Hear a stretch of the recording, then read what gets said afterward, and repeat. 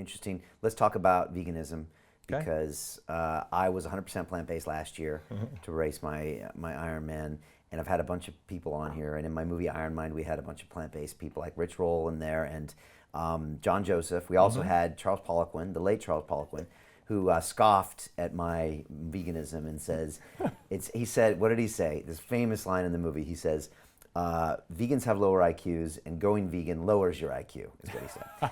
So I dedicated my last book to Charles. Did you? Okay, yeah. all right. Yeah, he was a dear friend. Yeah, he was a great guy, really good guy. So he was not impressed, and he had never trained any of his Olympic athletes that were vegan. What was your experience on it? Well, I said, look, I want to live a long time, and I want my brain to work. And this was going back to, 2002, early adopter vegans. I said, all right, this thing about enzymes, I got to be raw, I got to do this. And I said, I'm all in. I bought the big bowls, the expensive blenders. I learned how to soak my cashews, sprouting trays. I mean, all in as an expert level nutritionist. It wasn't necessarily a low fat raw vegan thing. I tried it with coconut oil. I mean, all the things you can do. And you know what? There's something called the vegan trap that I write about in the Bulletproof Diet. And for the first 2-3 months, man, you feel good. In fact, it's usually about 6 weeks, but you're as a human being, your psychology says after about 40 days, between 40, 42 days, somewhere around there, a habit becomes normal and you sort of forget that you're doing it. It becomes the new normal. So you do this for 6 weeks and you feel great. Well, here's what you did. You stopped eating whatever garbage you ate before. So that's going to make you feel better.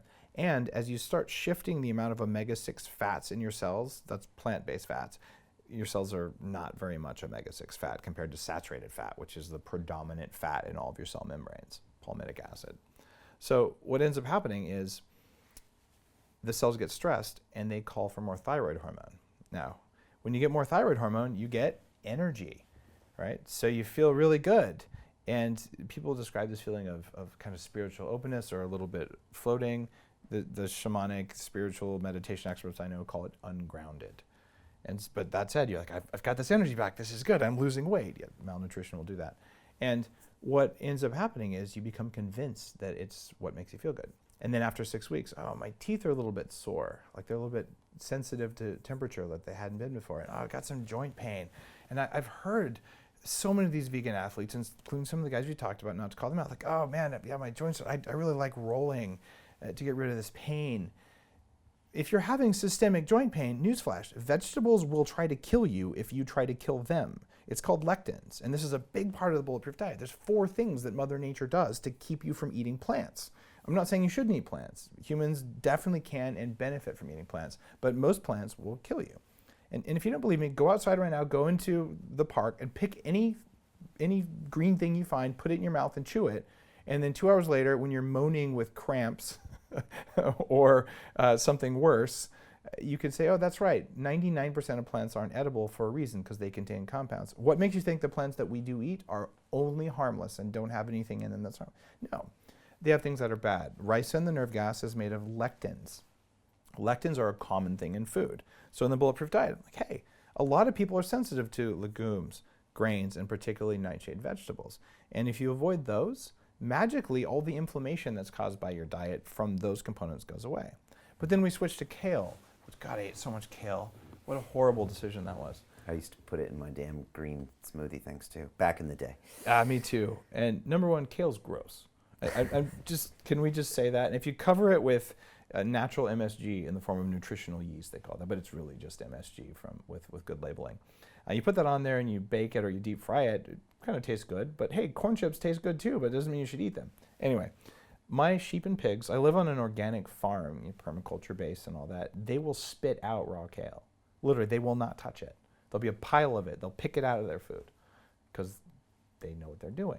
Also, they're made of bacon, which means they're delicious.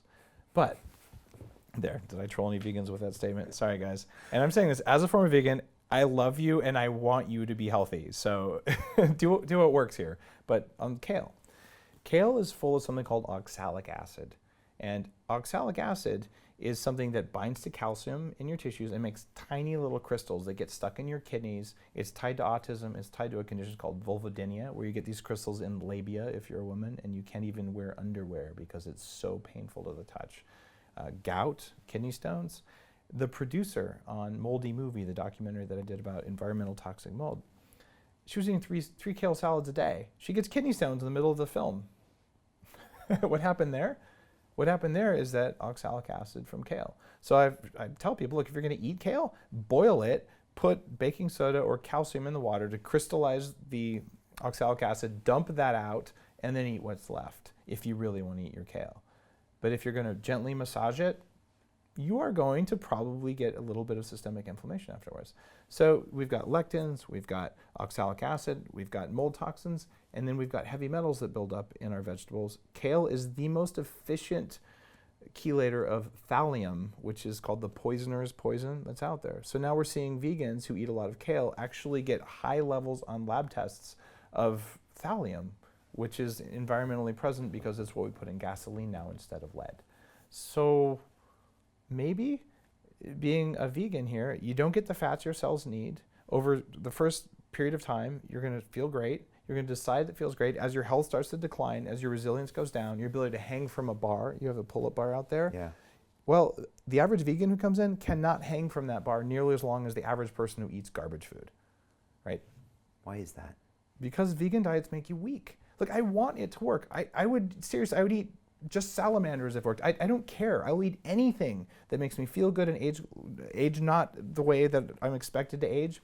And I'll eat anything that is just going to give me that energy and makes my lab tests better. And what you find on a vegan diet is your lab tests do not get better. Your inflammatory markers go up and up and up, and you get the joint pain, and you get no collagen in your diet, which is necessary for those healthy joints, and then you're in pain all the time the way I used to be. And a lot of those vegan athletes, man, they can push it. They have willpower, but they're paying for it biologically. So I want this to be true. And by the way, if you're going to have children, for God's sake, don't be a vegan. My first book, 1,300 references, called The Better Baby Book. My wife was infertile. Seriously, for your children's IQ, do not be a vegan and get pregnant. There, that was my calm version. Okay, so the pregnant woman shouldn't be vegan, and you shouldn't raise your children vegan either. I believe, oh man, I'm gonna get pissed off and just say it. I believe that people who force their children to be vegan are guilty of child neglect. That much. And I'm saying this based on science, and I know that the parents who are doing that are doing it because they love their kids. This is not a judgment. This is that children who do that do not have what it takes to grow. In fact, I remember my parents went to Waldorf school, and they were very young. Still, my son must have been 1 or 2. One of the teachers, this old wise woman, remember the wisdom of ages, patterns over time? She picks him up. She goes, oh, he's like a baby from 30 years ago. Babies today are so light. They have bone density issues because they're not fed right. It's that big of a difference.